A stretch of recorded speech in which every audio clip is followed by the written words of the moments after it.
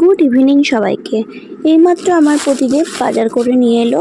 ঘরে সবজিপাতি ছিল না সেরকম, আর এখানে আমার জন্য আর আমার ছেলের জন্য, আর ও বাইরের খাবার কিছু সেরকম খায় না, এখানে চিকেন স্টিক নিয়ে এসছে। তো আমি অনেক কষ্ট করে খাওয়ার চেষ্টা করছি। এখন অনেকটাই সুস্থ বোধ করছি মুখ নিয়ে, কিন্তু আমার মুখ চোখ অনেকটাই ফুলে আছে, তোমরা কিন্তু দেখতে পারবে। আর দেখো আমি মুখ তুলে খাচ্ছি, যেহেতু খাওয়ার কারণটা হচ্ছে যেন ঠোঁটে না লাগে কোনো রকম ধাক্কা। তো তোমাদেরকে পরে কি বাজার করে এনেছে দেখাবো। আর এখানে আমার ছেলে চিকেন স্টিক খাওয়ার পরে বলল আম খাবো, কারণ এখন নতুন ফল উঠেছে আম।